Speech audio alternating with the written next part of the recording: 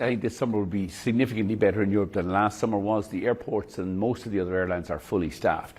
Air traffic control, in particular French air traffic control, is going to be a huge challenge, and that's because the way they allow the French to run the system. So when French air traffic controllers go on strike, they protect the long-haul flights. They can operate to and from, no issues.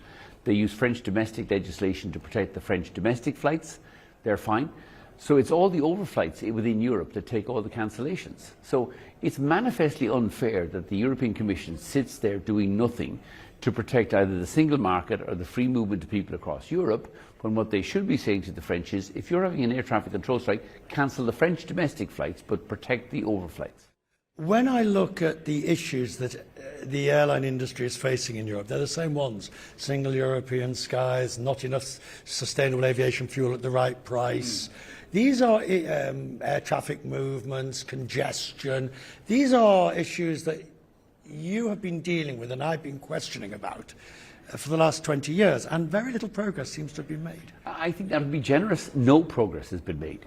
But I mean, that's why we're here. We come here twice a year to Brussels to point out that this Commission, led by Ursula von der Leyen, Commissioner Vălean, has done nothing for the last 3 years to advance reform of the Airport Charges Directive, to advance reform of the EU261, which was promised 10 years ago, or to deliver air traffic control reform, which was promised 23 years ago, and nothing has been done. So we have to, on behalf of our passengers, keep pointing the finger at the Commission. We expect the Commission to take action to improve the life of Europe's citizens, but sadly we have an ineffective Commission, and I think we've got to embarrass them into action. Can this industry do it? Yes. All right, will it? Will it? Yes. The question is when? Like, will it be another 12 months? Will it be 5 years? I think the French air traffic control strikes, though, are going to be so bad for the next 5, 6, 7 weeks. I think that might spur the Commission finally into taking action. Like, the solutions are there. They don't require legislation. They don't require much action. They just require the European Commission to get up off its lazy, overpaid backside and take some action to protect the single market and the free movement of people across Europe. They must love seeing you when you turn up on the doorstep. They love me. I mean, I entertain them. I point out where they've again failed to take any action for the last 12 months. And these fat, overpaid commissioners deserve a regular kick because, you know, they're insulated from the realities of life here in Brussels, and we have to represent our passengers' interests. Okay, I looked at the Ryanair map as I saw your 160 million. You're going just about everywhere. Where do you grow?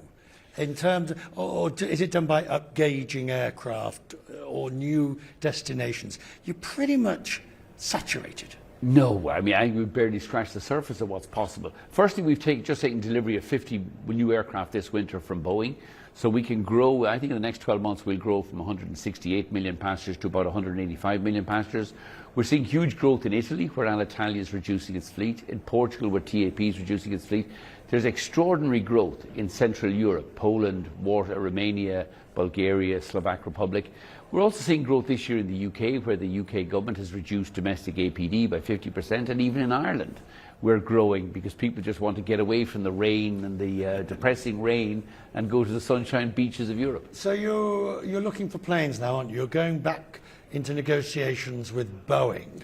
You are a single model fleet airline. Mm-hmm. Therefore, if Boeing won't do a deal, will you consider Airbus? I mean, we would always consider Airbus if the price was right. The problem with Airbus is the price has never been right. We have enough aircraft to grow out to 2026 or 2027, but we'll need more aircraft deliveries from 2027 onwards. Firstly, to maintain growth across Europe and keep fares down. And remember, if Ryanair doesn't grow in Europe, Lufthansa and BA and Air France will just keep putting up the prices. So it's important we grow so we can keep them all honest. And then we want to take out some of our older aircraft, because by the time we get to 2027, some of our original aircraft will be approaching 24, 25, and it will be time for retirement. So we need more aircraft. We haven't been able to agree price with Boeing yet, but we're hopeful that over the next 6 or 12 months we might do a deal.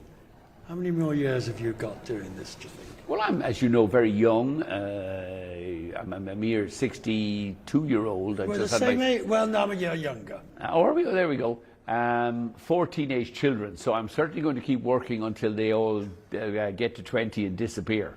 But I signed a contract now to 2028, very excited. 2028? Yes.